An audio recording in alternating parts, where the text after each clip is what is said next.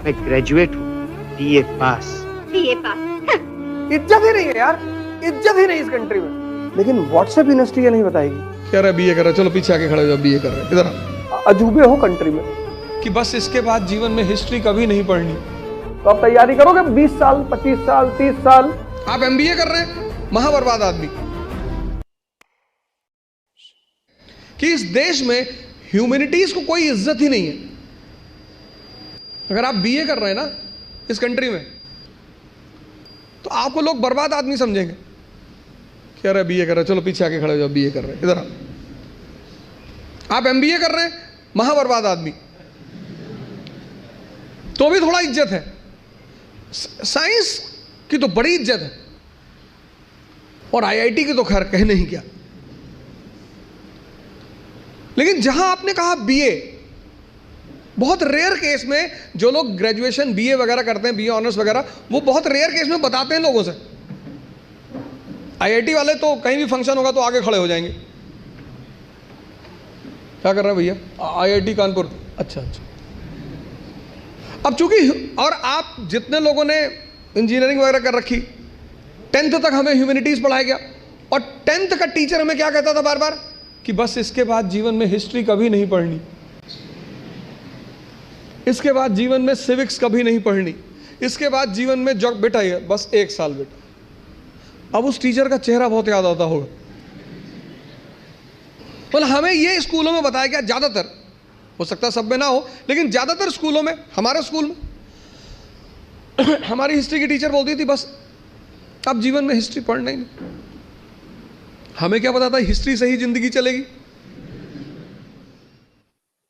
हल्दी घाटी की लड़ाई हिंदू मुस्लिम की लड़ाई है। राणा की तरफ से जो उसका तोपची है ना, आर्टिलरी मैन हाकिम खान सूर, राणा सांगा और बाबर की लड़ाई हिंदू मुस्लिम की लड़ाई है। राणा सांगा की तरफ से 4-4 मुसलमान सरदार लड़ रहे हैं, हसन खां मेवाती, महमूद लोदी। लेकिन व्हाट्सएप यूनिवर्सिटी ये नहीं बताएगी। मैंने कहा ना 10th के बाद लोगों ने हिस्ट्री पढ़ी नहीं। 95% इस कंट्री का लड़का उसमें चला गया साइंस में। उसको नौकरी करनी थी तुरंत, मेडिकल की तैयारी करनी थी, डॉक्टर बनना था और इंजीनियर। 90s के बाद यहां कंट्री में 2 ही चीज लोग बन रहे थे, एक डॉक्टर एक इंजीनियर। हिस्ट्री उन्होंने छोड़ दी। लिबरलाइजेशन के बाद बड़ा जबरदस्त नौकरी भी मिल रही थी दोनों को। फिर 2008 में डिप्रेशन आ गया, फिर सब भागे यूपीएससी की तरफ। ये यूपीएससी का जो बूम है वो 2008 के डिप्रेशन से जुड़ा हुआ है। नौकरियां खत्म हो गई ना, नौकरियां खत्म होने लगी। कि आईआईटी कानपुर के लड़कों को लगा कि हम जब 15 घंटा पढ़ ही लेते हैं तो एक राउंड और। आईआईटी के लड़कों का सिलेक्शन क्यों होता है? उसकी सबसे बड़ी वजह यह है कि उनके सेटिंग क्षमता बहुत अच्छी है, उनकी सोचने की क्षमता बहुत अच्छी है। ह्यूमैनिटीज का लड़का जो है वो 1 घंटे में एसी ढूंढने लगता है, गर्मी बहुत लग रही, कहां से हवा नहीं आ रही यार, यहाँ हवा नहीं।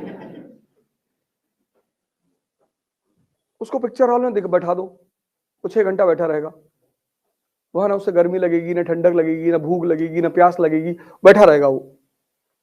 बस उसके चॉइस की मूवी होनी चाहिए। लेकिन पढ़ाई में वो सब कुछ देखता है कि कमरे का ये यार कलर ठीक नहीं है यार, ये बड़ा दबा सा कलर है, उत्तेजना नहीं पैदा होती।